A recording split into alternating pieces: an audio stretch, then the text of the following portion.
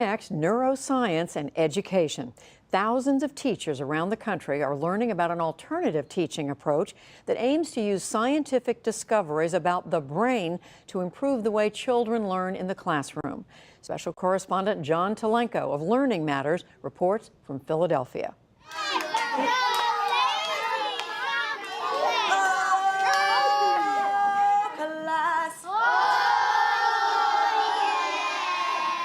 When I say class, you stop what you're doing. Look at the teacher.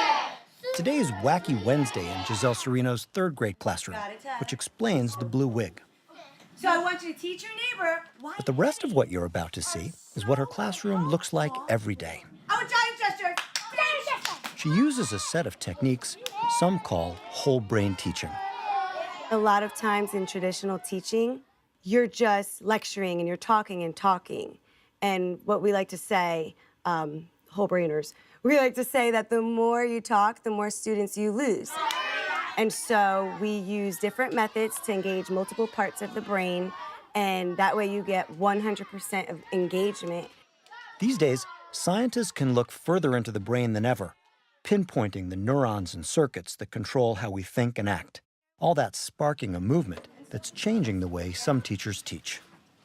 Are there parts of the brain that you're aiming at? Yes, the hippocampus, the motor cortex, the prefrontal cortex, which is the brain's boss. So something like class. Class, class, class, class. Yes. It turns on the prefrontal cortex, which makes the brain's decisions. So it says, hey, pay attention. I'm about to tell you something. Back straight up. Back straight up. So once I have their attention, I teach the material usually through mirrors. Mirrors. This deals with the mirror neurons in your brain.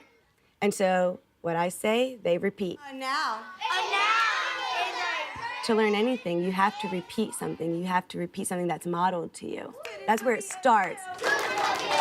A lot of times in your class, I saw you gesture. The main idea. And then you asked your students to gesture. Right. That's for engaging their motor cortex.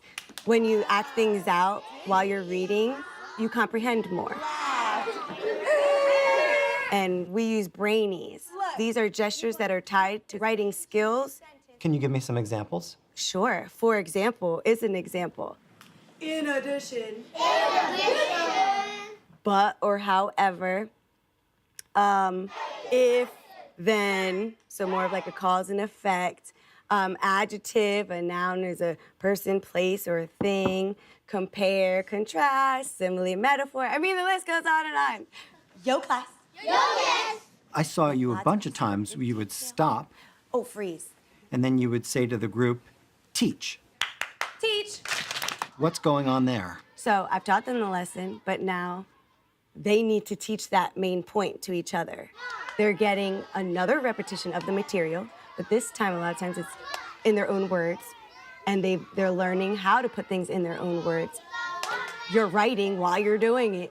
You're gesturing, so you're remembering it in different parts of the brain. You're not just listening, you're also speaking. You need to be doing all of these things at once in order to engage the whole brain. We wanted to know if science actually backed up any of this. So we brought a video of Giselle's class to Daphna Shohami, a neuroscientist at Columbia University. I buy it. It makes great sense to me. I mean, the brain is really in many ways wired for actions, right? It's really not wired to sit passively and absorb any information.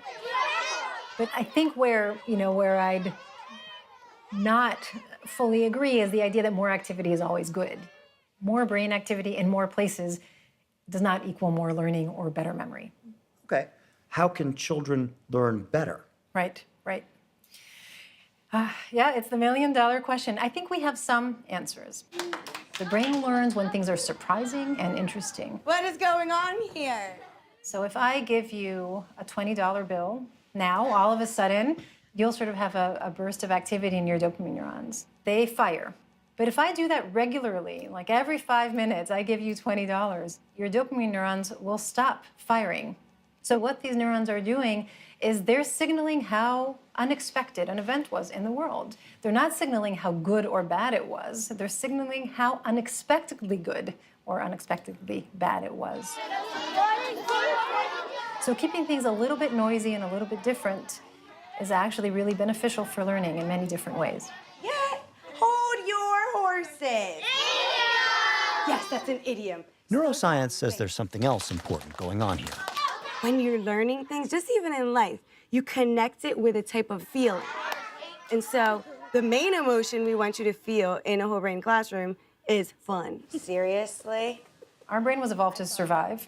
We need to remember things that were of emotional and social significance.